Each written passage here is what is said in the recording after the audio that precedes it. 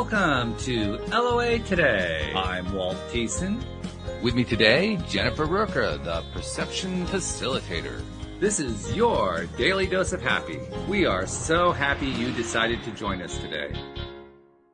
Will be back with us next week, and Jennifer isn't quite here just yet. She's finishing something up, but she should be here in about 10 minutes or so.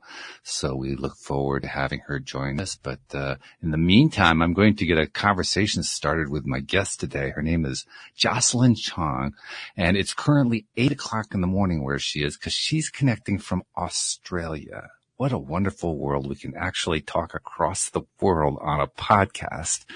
30 years ago, that was inconceivable. Now, it's old hat every day. No big deal. But it is a big deal. It's fun. It's exciting. And it shows just how connected we all are. So Jocelyn, hello. Good morning. How are you doing? Good morning. Well, good day to you. Sorry. I'm so delighted to be here to speak and share with your audience. We're glad to have you. And you created a program called the Magnetic Networking Accelerator. Tell us what that's all about. Ooh, that is all about how we can really network intentionally and be empowered to build the kind of business that we want so that it's not by default, but it's by design. And also to really attract the kind of clients that is perfect for us. So from an energy perspective, we want to make sure that we have the best energy when we interact, when we serve our clients. And by attracting the right kind of clients, it can make a significant difference into our world, into the way we support them, into the way we help them achieve their success. And ultimately, both parties are happy. So that is the kind of outcome and success that I want to see my clients continue to receive from our time together. I love that. Yeah, well, I mean, we're all about your daily dose of happy, so we're totally on board with that. That's fabulous. But where did this come from? I mean, usually whenever a program like this gets created, it got created because of some experience of the creator. I'm kind of guessing that's the case with you as well. Yes. So through a lot of trials and tribulation, I arrived through that. It comes with a lot of life lessons, a lot of things that I've done that didn't quite get me the kind of results that I'm looking for, and there's life lessons after that. And I thought, how can I help serve my perfect for me clients that are also experiencing those kind of challenges, struggles that I went through, that I can create a solution for them? Because the more I engage people across the globe, and thank God for Wi-Fi internet, the more I know that I'm not alone, that I am not the one that is going through that there's a lot of people, whether they're in South Africa, they're in Germany, they're in Hong Kong, they're in Idaho in US, or whichever part of the world, they also go through the kind of challenges that I went through. And so I thought, I'm inspired. I want to put together some solution that can help someone also learn, and then hopefully they will also shift the way they interact and network with others. And as a result of that, impact their business bottom line significantly in the right way. That's a beautiful thing. So give us like a couple stories about how you were challenged, because to me, that's where the meat and potatoes of all of this stuff comes from. We experience stuff. We fail. We get frustrated. We feel defeated. We find a way through. And then after we get our way through, we say, oh, wow, I got to share this with everybody. But the thing that drove it was we went through it. So tell us a little bit about some of the stuff you went through. Yes, let me share a few stories of mine. So growing up, born and raised in Malaysia, I'm someone who's really ambitious, but I didn't have the right group and community that really champions my uniqueness, the ambition that I wanted to pursue, because in Asia, they want female to be so dialed back, to be, doing work that are safe, secure, comfortable. And in my spirit, in my burning desire, it's like, I want to do more. I don't want to be trapped because I've got so much to offer in what I think, in how I dream about life. And I'm like, there is a disconnect. So number one, that was the first awareness. There is a disconnect. I know that there is more in my soul, in my spirit, in my future. But where I am at that point was I'm in our local, city in Kuching, to be more specific, where I come from. I look around and there's very few options, but I know there's more. Like your soul is like you are born for more. And so if you're listening to this right now, I just want to affirm you that if you know that you're born for more, you've got to find the right community that really supports and help you be that person that you're called to be. So number one, that was the awareness. And then I left the country. I was very privileged. My parents sent me overseas to Australia to pursue my education. And I did a double major in accounting and finance. And so I thought, that is great. Now that's the next step. I'm overseas. I'm by myself. I had to figure things out. There was no manual. There was no, checklist or whatever. They took me to the country and left me there and voila, figured it all out. So I did. I figured things out, along the way, but I also learned a lot of lessons that I didn't make the right decisions, but those things then become lessons of life. And I felt the difference was in Australia, people were outspoken. In Malaysia, we were not raised to actually speak up because in Asian culture, when you speak your point of view, it sounds like you want to challenge the authority. When you have eye contact in the Asian culture, you don't show sign of respect. And in Australia, if you don't have eye contact, you don't show a sign of respect. Yeah, it's the opposite. Yeah. It's like, but nobody's going to tell you that because How would they know? It's self-discovery. And when I started to read more books and, learn from, cassette tapes at that point in time, disc, that you can buy or books that you can read, then you realize that actually, in a foreign country like Australia, when you interact with someone, you need to have eye contact. You can't just bow down. You don't look up. You need to shake hand. You need to be confident. That doesn't mean that in Asia, when you're confident, you are arrogant. So there's all these different things that, you are being raised with, but it doesn't necessarily work in a foreign country. So all those second lesson was learning to adapt to a culture that's different and to adjust and to be flexible to really adapt to different approaches and be mindful around how I can not lose my true essence, but still learn from it. So that was the second part. And then when I was in corporate, in banking and finance, what I realized was I've got this huge ambition, but I always felt that they are in leadership. So I'm not in equal authority to suggest my views because they already have the vision, they already have the mission, everything was passed down already. So who am I to offer feedback or ideas? I am there to serve what they instruct me to do. But at the same time, there was a huge disconnect because I knew that if I don't offer my ideas, I'm a soldier. I'm a robot in an organization. And that's the tug of war that happened inside my whole internal and external world. One part of me knew that there's more. The other part, it's like, I still need to get my paycheck and I need to serve the company. So how do I win both sides? It's a balancing act. That alignment needs to close. And so those are the third level of, okay, I can't play small, but at the same time, the organization introduced the concept of speaking up. And so how do you work around it without stepping on toes or, offending your leaders? Because when you offend them, you got no chance for promotion. You are in their bad books. Yep. So you can't win either. So it's all these areas that you have to navigate when you work in the real world, we call it, right? But nobody's going to point that out to you because everyone's going to actually keep it safe for them. But I realized that I really need to learn how to speak up in a way that is gracious, in a way that is elegant, in a way that is truthful, but in a way that serves both parties. And along the way, I've learned so much about how to network, right?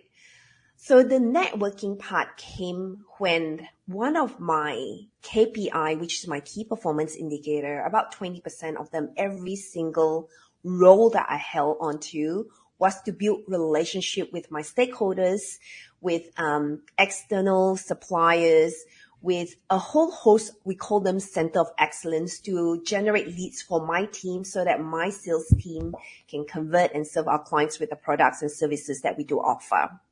And so I had to learn how to network effectively because nobody taught me about networking either. It was like, go and network. And in Australia, we network by doing a lot of breakfast meeting. Mm-hmm. You attend a group of 30 people, and then you exchange business card and you watch other people do their 1-minute elevator pitch and you try to take notes frantically. By the fifth one, you're like, sorry, what did you say? So I tell you the funniest things that I witnessed. And then they'll give you the flyers, but you go, they say what they do, but I don't know who I can refer to or how I can support them. And 1-minute elevator pitch is not too long if you think about it. So all those things are things that you learn over time, attending a lot of breakfast networking events. And also then, we do a lot of Friday night drinks to network from a corporate perspective, You kind of celebrate, but it's more the drinking in Australia that we do. But at the end of the day, I found those networking conversations was not wholesome to me.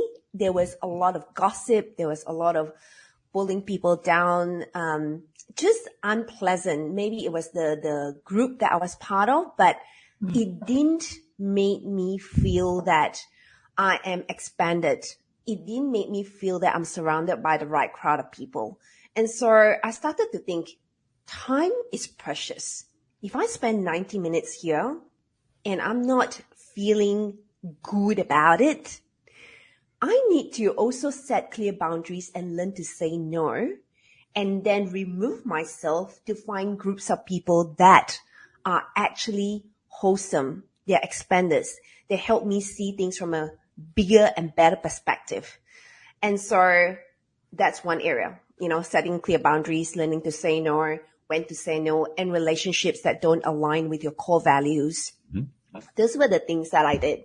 And then gradually I learned to connect with people who are like-minded because I had to change my energetic vibration as well.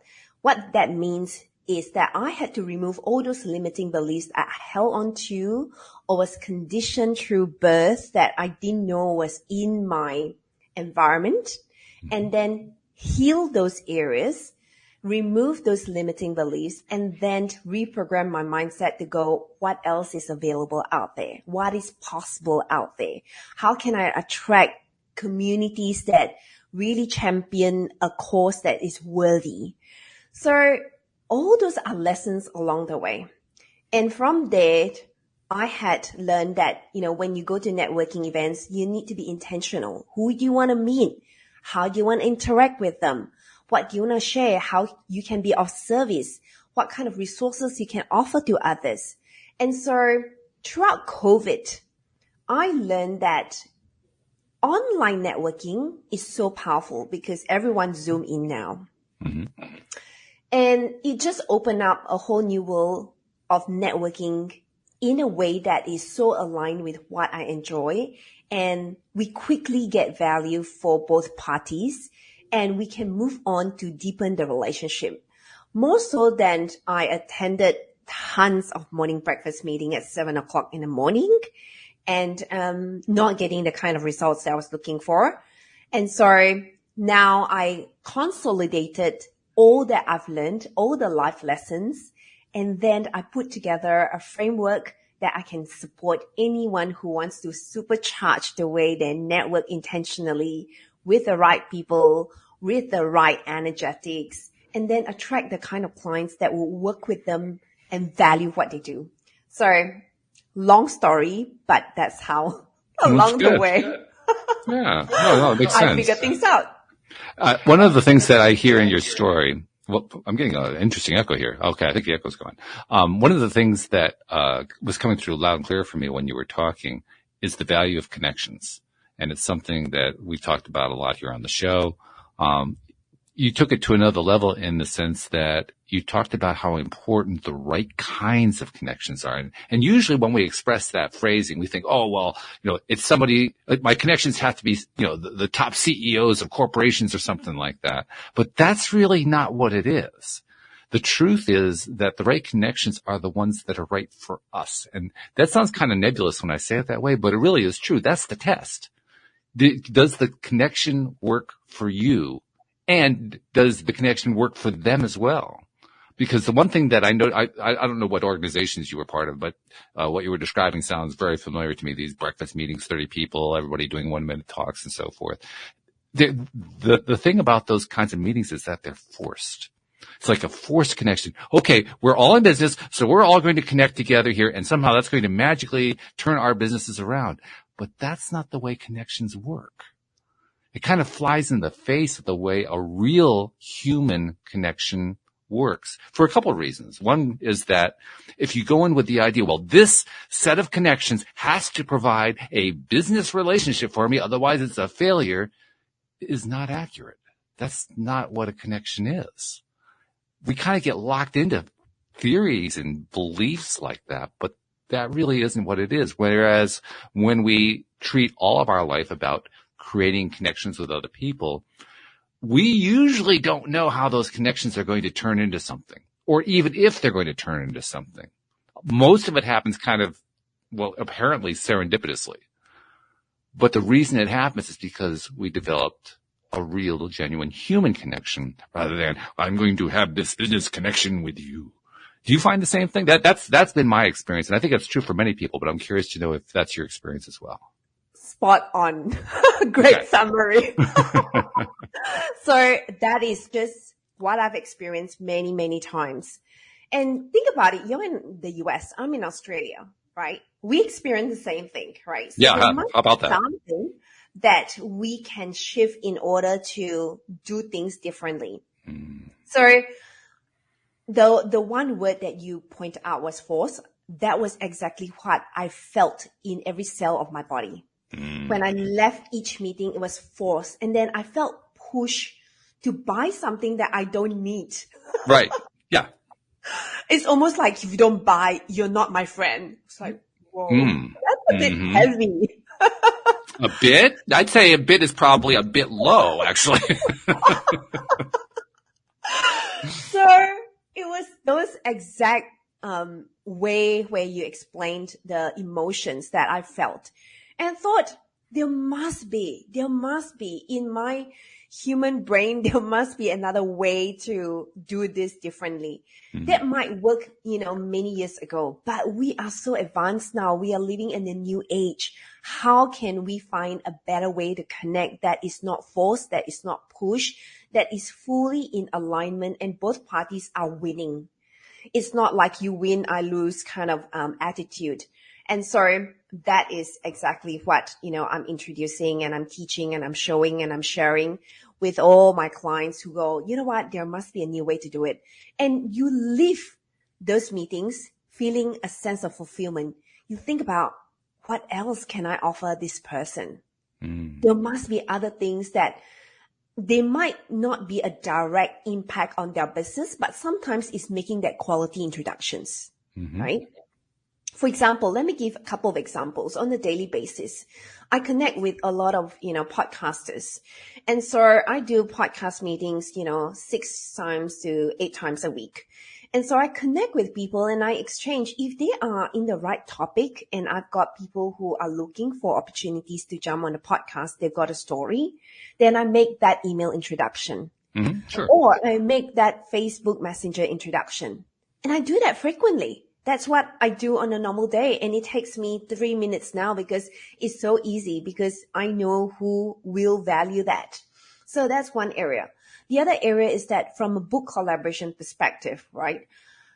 I participated in quite a few multi-author books the last 2 years. And that connection, everyone is writing their brand story. Everyone comes from different type of industry background expertise. Everyone share the same journey intimately for 4 to 6 months. And you connect, you support, you champion, you see each other. You are deeply, deeply championing the same cause. Now, I'm part of one at the moment, and the amount of energy, it's like so fun, right? Everyone's supporting each other. Now, that energy can't be bought. You are either in there or not, and you're part of it. And so why not be in that kind of energetics? Because you are so much more inspired. You're not alone, and you do things together that you leave feeling more joyful, feeling more peaceful, feeling more in harmony in what you want to do. Yeah, absolutely. Another example is an online summit, right? I'm part of several online summit, and I'm part of one in the middle of this conversation as well. And the group, we have got about 24 speakers. We then connect one-on-one. We then support each other through, I'm going to be a guest on someone's mastermind. I am going to be a podcast on someone on Thursday. So it's just, you can jump on, you already come in with the right mindset. You come in, I can offer, this is how I can help. This is how I can support your business. Boom. That's where the magic begins. And correct me if I'm wrong, if it doesn't turn into something where this is how I can help your business, that's okay. It's not that big of a deal. In fact, many times it doesn't actually lead to anything business related. It's still okay. In fact, it's healthy. We have a tendency to think, if I didn't get a business connection out of this, there's something wrong. But there's nothing wrong. And you know what? It's also karma. Sometimes you give it this way, but something happens out of the blue. So think about it. It's not linear. I give you, you give me, right? Right. I give you, but someone else might give me, and the universe will orchestrate something for us. Right. And that's where true magic begins. So think about, if I am setting my intention every day, how can I be a blessing to the world today? Universe, show me what opportunities are there. Lead me through, emails, through text conversation, through a Facebook group, through a podcast host. How can I be a blessing today in this world? And watch doors open for opportunities for you to share and be a blessing to this world. So I think that is a great way to live. It is, yeah. And interestingly enough, it's a way to live that more and more people are embracing. I noticed that. I'm sure you've been noticing it with the podcasts you appear upon. I notice it with the guests that come onto this podcast. I can't tell you how often every week I hear the equivalent phrase of, I am here to be of service to others. That kind of attitude is just coming out more and more. And I mean, when I was in my 20s, I don't think I ever heard that phrase once. Not even once. Now it's like every other day. That shows what kind of a transition that we've been in the last, 20, 30, 40, 50 years. But it's a healthy one.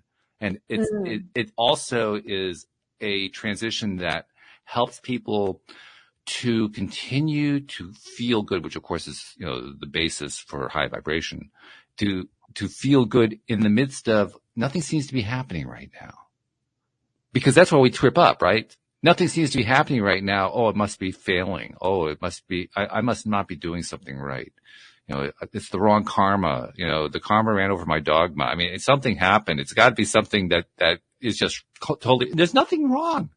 There's actually nothing going on that's wrong there. Yeah. So ultimately what we're talking about is separating results from attitude so that we can always have great attitude with the confidence that by just doing that at various times, all of a sudden results are going to appear. Perfectly said. Yep. Exactly what we are aiming for, because I think the more we shift our mindset towards that, the more the whole world's vibration is going to lift up. And so that is how we impact the world powerfully. And I always believe that, I grew up in a Christian background, and so there is this verse in the Bible that says, "Go to the ends of the earth," to bring Today you good can. news. And I used to think, sitting there, I'm like, how do I go to the ends of the earth? There's only one of me, and if Right. and then 5-6 years ago, I'm like, hey, with podcasts, with internet, I can really go to the ends of the earth. Yeah. Because this podcast will land on someone's desk or someone's, laptop when they watch this again. And they're like, right, you don't need a TV. People watch in so many different channels today. So that is how we reach people to the ends of the earth. In fact, A that's new way. one of the things I really love about podcasts is that podcasting is predominantly about audio, about listening. And that's something for the longest time I've believed that we humans needed to learn how to do better. Well, interestingly or ironically, depending on how you want to look at it, podcast audio, just listening to the podcast, continues to dwarf audio and video. I mean, there's still plenty of people we also, broadcast video for those who are interested in it. But even in our case, 99% of our listeners are audio only. And I think that's pointing to a couple of things. First of all, it's pointing to that people are willing to and open to listening. They want to listen. They want to listen and they want to understand and they want to connect through listening. So that's one really great trend that comes through as I explore that dynamic. The second one that comes through is that the more people listen, the more people connect. Real connection, the kind we're talking about here. Because connection is really just another word for communication. Really, when you come down to it. And communication has two main pieces to it. Talking and listening. Most of us are pretty good at talking. Some of us need some work on it, but most of us are pretty good at talking. The listening part, that's the part we need to work on. And we are. That's what we're talking about here. How we're all listening a whole lot more than we used to. Which is it's kind of ironic too, because we live in this age where we're being inundated with all this stuff. But look what we're doing in terms of learning how to listen in the midst of all that craziness of information that's coming our way. And also when you talk about listening is you choose to tune in to that podcast channel. Yes. And it is you focusing. You could be, folding up your laundry and listening to this podcast. Right. You could be waiting for your kids to come into the car while you're listening to this podcast, right? Or you go for a run and then, listen to this podcast. There's so many areas that you can speak to someone personally, and podcast is personal, right? I'm going into your brain, into your ear, and that's really, where the whole magic and creativity and thinking happens. And so it is powerful. So what we share needs to really serve others. When we share from that place, true magic truly begins in ways beyond our wildest imagination. Yeah. So you created, first of all, the name is interesting. I really do like the name. You call it a magnetic. That's really important. A magnetic accelerator, a magnetic networking accelerator. What makes it magnetic? Well, magnets, when they are alike, they really grab on each other. And so for me, I don't want to go out there and continue to force things. And from a human design perspective, if you ever done a human design reading, I'm a projector 3/5. So one of my key core superpowers is actually magnetism. So when I'm in my true self and I am aligned, my internal self and my external self, my core values, I am truly magnetic. Full stop. That's it. And so I'm inviting others to go, if your internal world and your external world needs to bring that alignment, then devote time for yourself to bring that alignment so that your magnetism is already within you. You don't need to manufacture that. You just need to bring alignment and let it happen. And so that's available for everyone. And everyone is unique. Not just me. Everyone, it is your thumbprint, your iris, you are unique. There's no more second one of you.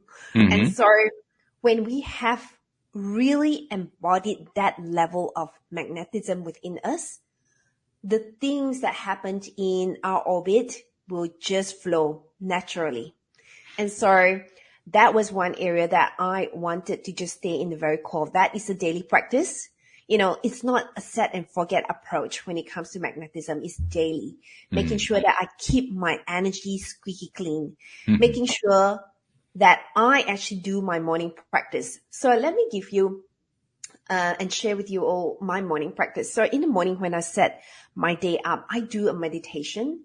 And usually it's to ensure that my energy is really protected by light, like clean light, because I want to be a lighthouse. So I need to connect with light source, with divine being, with my higher self. And so doing that cleansing. And if there's anything sticky, things that doesn't align, things that are bothering me, is to do some work around I forgive someone. Or I need to cut the cord to, sever that relationship because it doesn't serve both parties, and to do that from a place of unconditional love. Or if sometimes, self-sabotaging behaviors, and to recognize and go, all right, that is me. I need to work on that. So all those things sets up the energy to make it clean. And then once you have that clean mindset, you can walk and start your day with clarity, with a heart of service, with a place of abundance. Now, it's a daily practice. Throughout the day, you get distracted. There are things that are sticky that come your way and all sorts of different things. But the awareness is the part that really sets the difference. And so it doesn't have to take long. Sometimes it's 7 minutes where you can do a short meditation to clean your own energetic vibration. Or you can journal. Journaling is a very powerful tool. There are days where I would journal for 45 minutes and really clear my thoughts. We got 60 to 80,000 thoughts in our head. A lot of them were like former past things that doesn't serve us, but they're like tunes that are repeated. And 99% of them we had yesterday too. That was the thing that made it really interesting. It was the same thoughts. Yes. We just kind of recycled them today. Exactly. And so drop all those thoughts on paper. And when you drop things on paper, pen to paper, there's a true magic around that. And you can see, are those thoughts serving me, or they're holding me back, keeping me small, making me feel worse, or the opposite of that. And you can shift that wording quickly, right? Sometimes our internal voice say, I can't do this. It's hard. I don't know. But then once you write that out and you shift that language to, I know, you see the immediate change. I know. And then you activate cells in your brain to figure things out and to access your own brain power and to go, actually, I do know. But the default always say, I don't know. I can't find it out, or, it's too hard. The default always keep you small. So throughout the day is to ensure that you allow yourself to be stretched to explore things. And when you explore things, of course, it will be uncomfortable. But our human brain wants to protect us and keep us safe. So if you know that you're doing things that are uncomfortable and it can stretch you to be a better human, do that, because that is another way to really stretch yourself. So the second thing is journaling. The third thing that you can explore, that sometimes I explore that I need to go deeper, is, either modalities like emotional freedom technique to tap out. You say it, but also it's the body, mind, and spirit clearance, which we touch on the meridian acupuncture points. And so that's another modality that I explore for myself, certain things that I need to tap out of my system. I see a kinesiologist to also balance my energy. And so, things that are just like not right in my energetics or whatever it may be, they are expert, they know. And hey, if those are available, it doesn't hurt us to explore. And I do a lot of areas that I also explore is the fire ceremony.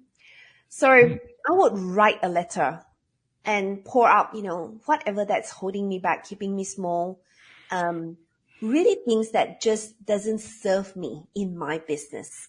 And I would write all of them out, and I would actually burn them and say that, I let this go out of my environment, out of my business, out of my life, so that I can invite the positivity, the goodness, the higher self, whatever I do, which is for the highest good of the world and for the universe, I want to invite that in. So fire ceremony, for me, I find that it's really powerful to clean that out of the energetics. And the third one, from a modality perspective that I use, is hypnotherapy. Go into that deep relaxation and then shift that out as well.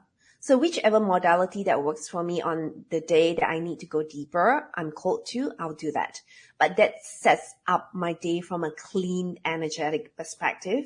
And then when I go out there, it is just harmony. It is just synchronicities, And so that is how I set up my day for success. Yeah. Well, and what we're talking about all of this in the context of business success, but actually all of these modalities and techniques you're using, they work in all areas of our lives, don't they? It's not just limited to business. Yeah. And you know what? Life and business are together, right? You're not a different identity. You are one. And so if you are doing well in your own life, in your personal life, it can flow out easily into your business, into every aspect of your life. So yeah, take a moment and do that for yourself. Don't do it for anyone, but do that for yourself. And you see that the flow of it is going to bless everyone around you. It's also interesting too, when we explore some of these modalities by trying them out. Like, for instance, you mentioned the journaling. Not only does journaling give us the ability to kind of take a look at what it is that we're holding on to as beliefs, but there's a discharge aspect to it. If it's something that has not been serving us well and creating, anxiety or frustration or fear or anger or anything along that line, there's something about writing it down that just takes that energy away. You've noticed that too, right? It's just living your environment. I always find that powerful. I have friends who literally burn all their journals. They burn them all. Everything. And then I've got friends who just write and shift their mindset. Everything that comes, they drop it off and then they turn it around with positive language. Like you write 2 columns. Left column, all the negative thoughts, and then right column, everything positive, and shift that language. Your brain will rewire itself. It's like a very powerful method of just shifting the whole concept of thinking. So many ways to, go deeper into that journaling practice. Journaling, or you mentioned meditation, you mentioned hypnotherapy. When you said hypnotherapy, and then you said you do these things daily, I thought, so is she doing self-hypnotherapy, or do you have a hypnotherapist who helps you out? What's your particular approach there? So I have had one-on-one hypnotherapy with a hypnotherapy specialist, but also they teach you how to do self-hypnosis. So you can do that within 5 minutes and take yourself in, because the more you know how to use the tool, it's ever ready.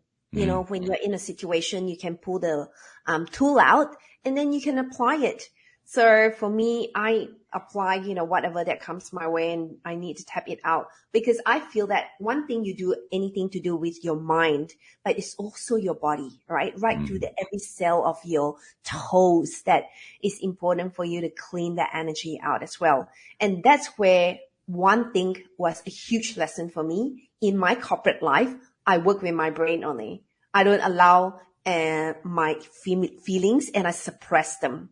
And so there was a disconnect, and I had to bring alignment. I was so good at suppressing emotions because I had responsibilities that I need to deliver. So I cannot have emotions. I just need to walk in meeting after meeting, deliver. And after a while, you can act, right? Acting is someone can act, but after a while, you lose your true essence. You're like, well, it wears you out. Yeah. And you get exhausted, you get burnt out, and then you're like, crash. And so those were the painful times and darkest moments where I go, no, I can't keep suppressing my emotions and do it this way. How far can I go? The more I do it, the further away I am from who I am. Although I'm functioning, every morning I wake up, but I lost who I am. Like, who's Jocelyn? Yeah. So those are moments of awakening that really got me back to reassess, all right, do I want to live the next 50 years of my life this way? Or I can choose to make the decision today and change. And that change comes from me right now and is available to me right now. What is the next step? Maybe journaling, maybe meditation, maybe hiring a therapist to work on, childhood trauma, shadow work, hypnotherapy, EFT, whichever method or modalities that work for you. One of the things that I've been using quite frequently lately is, I guess you could say it's a variation on hypnotherapy. I make a recording of myself talking to myself, essentially. Basically, you could call it a list of affirmations if you want to call it that, but I think of it more like I'm telling myself my new story about whatever it is I'm trying to reprogram myself. And then I have, I pick a particular kind of music, usually a very relaxed kind of music, and I put the two together so that I'm creating a mood as I'm listening to this. And then I use recording software that allows me to basically repeat over and over again for like a 20-minute period. And then I play that every single day, usually once when I'm waking up and once when I'm going to bed. Sometimes I'll play it during the day, but usually it's morning and evening. And there are a few interesting things that have come out of it. First of all, I chose doing this because my strongest sense out of my five senses is audio. I have better hearing than I have eyesight or touch or smell or anything else. So I'm playing into one of my strengths. The second thing is that I find it doesn't really matter. This is so weird. It doesn't really matter whether I'm paying attention to it. All I have to do is just play it. I can play it and then lose attention entirely and realize, wait a minute, what happened to it? Oh, it must be done. Because I just so completely disconnected from the fact that it was playing. So you would think nothing's actually happening. But here's the funny thing. Just by doing this over and over again, playing it every single day, even though most of the time I'm really just tuned out from it, it's programming me anyway. That's fascinating. Yes. That shows just how powerful our minds, and particularly the subconscious minds, really are. It is so true. The key word here is reprogramming the mindset, right? The subconscious mind. And so that is the part that if we do exactly what you just did, right, every single day for a couple of minutes, you are then having different brain waves. That is, I'm not an expert in this, but people can talk about all the different brain waves, the beta, the theta, and the alpha. Right. And that's where it really shifts it. And that's where quantum leap happens. Because if you can reprogram your subconscious mind, then the actions, the vibration, everything else that you put out the order to the universe is going to come back differently for your good. And what I also notice more often than, the quantum leap type stuff or the serendipities or synchronicities, what I more often notice is I just start to feel more confident about whatever it is. Whatever the subject is that I'm basically recording into my recording that I keep playing back every day, whatever that is, my attitudes, my beliefs about myself in relation to that are improving astronomically. I mean, it's often hard to point to a particular result. Well, I started doing this, listening to these recordings, and I got X result over here. Sometimes I can get that. Most often, not so much. But what I do notice every day is, wow, I just feel differently from the way I used to feel about this thing. Just by doing this one thing. Yes. And that's, within our reach. And so something that we can integrate, it doesn't have to take long. No. So, the more we can integrate all these wonderful things in our world and remove, over looking at our social media account or, watching the news that doesn't serve us, why not replace that with, doing things like that can really lift up our energetics? Well, interesting you should say replace, because I hadn't really made the connection until just now, but I'm now realizing I've been spending a lot less time on social media, not by design, not by intention. I just maybe a minute or two a day at most. And even that's probably more than I really wanted to do, but I'll do that much. And I now can see that has an inverse correlation to how long I've been playing these recordings. So the more that I play these recordings, the less interest I have in being on social media. Well, technically, when you are watching any form of social media or TV, you're in a hypnotic stage anyway. Right. Just going into their story, you are listening to that news and you go like, oh, it takes on to your energy. So you are in a hypnotic stage anyway. And if you replace that with another modality that works for you, then, it can really change the whole environment quickly, significantly.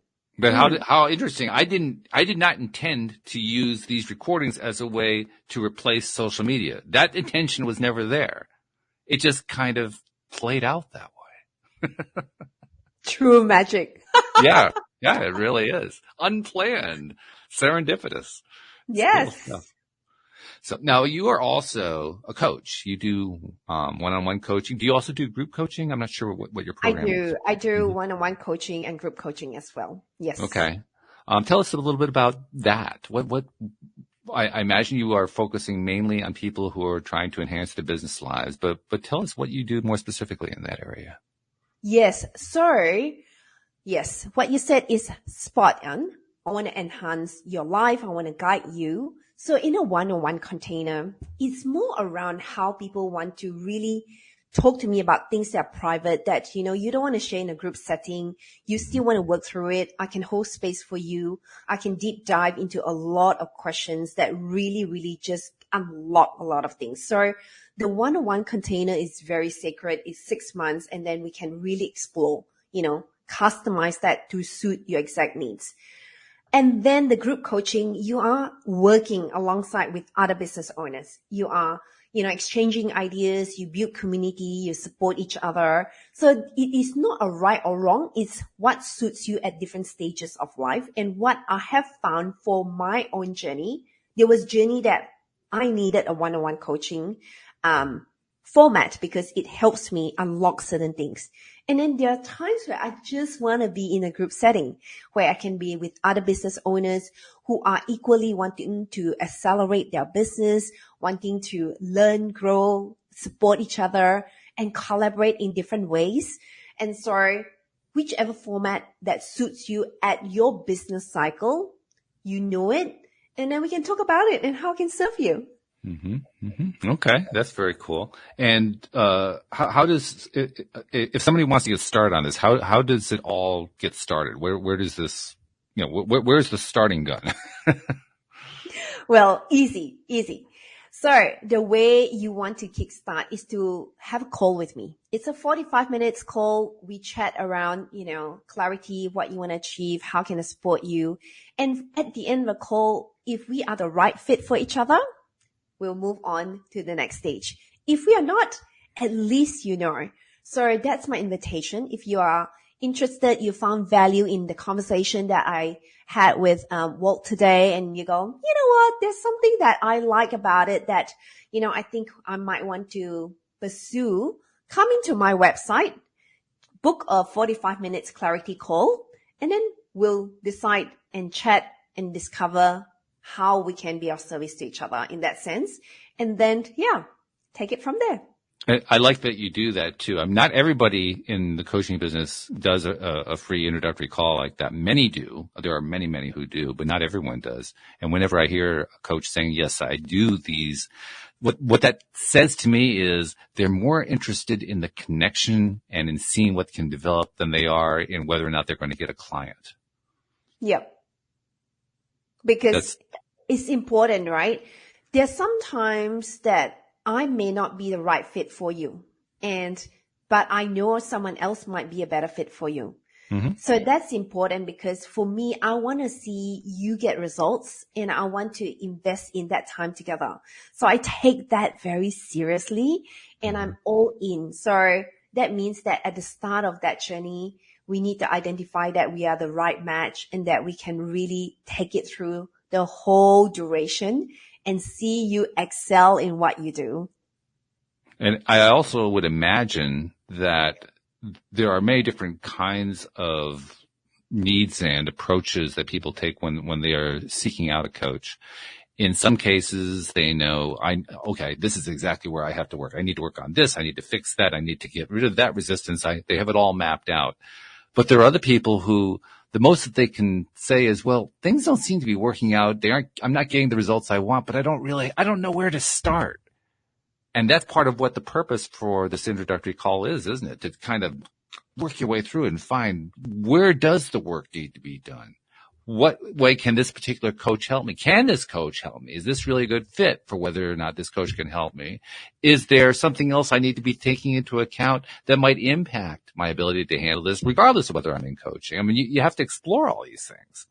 Absolutely. And I think, Walt, you point out a really, really powerful gap and point there. You know, how you meet someone and you go, I know something is missing, but I don't quite know it. So my coaching style is that I help you uncover, because I would see it like, use this analogy. You are in the dance floor. You are dancing your life around in your business, but I'm at the balcony. I see it from a different perspective. And so then I can go, actually, the blind spot is there. Your hands, your move needs to really, be finesse. You would not have known that if someone had not been able to point that out and show you how to do it better or different to get you the kind of results that would benefit you. So that is what my coaching approach is. So it's not templated, do this module, and then you should get the results. I am very invested into knowing your own unique abilities, because all of us are unique. And the reason why I approach it that way is because I had always hired people that couldn't see that in me, and they wanted me to do it their way. But all of us are unique. And so I landed on the opportunity to know if I can see that in someone, because my natural tendency when I meet someone is I see their greatness. I'm gifted in that. I'm gifted in saying like, my gosh, I could see them do this, that after 5 minutes of conversation with them. But they have not seen that or activated that gift that yet. And so my superpowers is to help you activate that, because you might know something is there. I can't quite figure it out. But then I'll be able to really prompt you, guide you, show you, lead you, direct you, point you in the right direction. And that's my role is. So I can tell from the way you express that too. That's also where you have the most fun. Yes. I mean, it's just written all over your face. Like, wow, there you go. But you can't write that results at the start, right? Because it's through all this conversation, you go, oh my God, there you go. Yes. Many coaches have told me just how fulfilling they find it is to not only help people to make their breakthroughs and so forth, but to be a part of those breakthroughs. That's what I'm hearing from you here, that it's fun for you. Yeah. And the reason why I wanted to have my own coaching and consulting company is because in my corporate world, I lead teams all the time for years and years and years, over 15 years. Every time I walk back to my car, because I run a regional team. And so I'll visit them in the field. I will coach them. I'll sit in their meetings, and then I'll give them guidance. And then we'll have team meeting and strategy days. And every time I walk away, I feel like, wow, that was so bloody amazing. Because you watch their face lit up. It's like, if only I have my phone and video at the moment, I could film that. That's like $1 million face. Because when someone had their aha moment and they're like, wow, or their breakthrough moment. Sure. Right? Yeah. So, yeah. So that's what really I good enjoy. stuff. So, all right. Well, two things we got to do before we run out of time here, because the hour is almost up. But first thing is you explain to people about both the group coaching and the one-on-one coaching. And you also have a masterclass too, which we didn't really talk about a whole lot, how to be a magnetic networker. But for somebody who wants to explore one or all of these things, how do they find them? Easy. All you need to is come to my website, and under resource tab, you can really access all of them. And the free masterclass is to give you a taste of how you can go deep into become a magnetic worker. So download that and then implement, what you do in the workbook, and you will see things transform. So that's available. Just come to my website. While Walt was talking about, how he was listening to all these affirmations, putting it behind the scenes. Now, if you go to the tab called Success Affirmations, there's 111 of them. Oh, okay. I created that.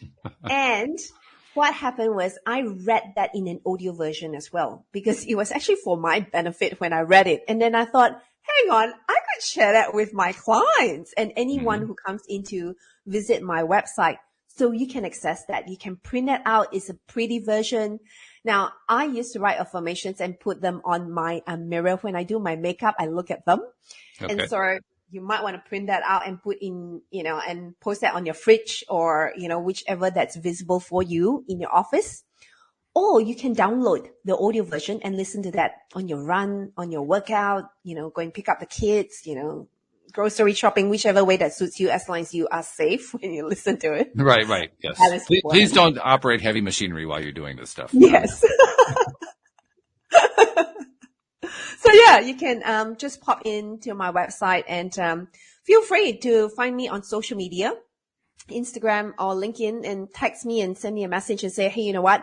I listened to your podcast or your TV channel with Walt and just want to connect. Take it from there. That's beautiful. That's a beautiful thing. One thing that I do need to tell you that I make it a practice to tell all of my guests, because all of my guests are givers. You're definitely a giver. You just ooze giving. It's just part of your DNA. But givers have, we have a blind spot that we don't really notice most of the time. But the blind spot is we're giving all the time. There are many people that we've never met, that we've never seen, who they hear our material, they read our book, they learn something from us and we never know about it. We never find out about it. And as a result, we have a tendency to not really give enough credit on that. So I like to give credit by saying, on behalf of those people that you'll never meet and that you'll never see, thank you for all that you've been giving and all you're continuing to give as time goes on.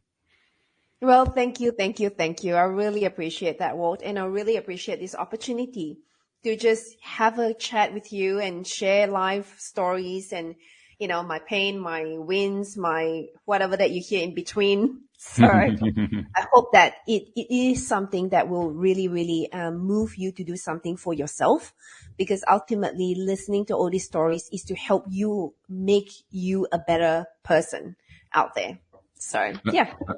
Sadly, Jennifer apparently wasn't able to make it today, but probably just as well, because you had so much information to share. We kind of needed to narrow it down to a two-person conversation just to get it all out. But thank you, Jocelyn. Thank you for sharing. Thank you for being here to spend this time and boost our energy and get us into a place of saying, wow, I really can take control of my life.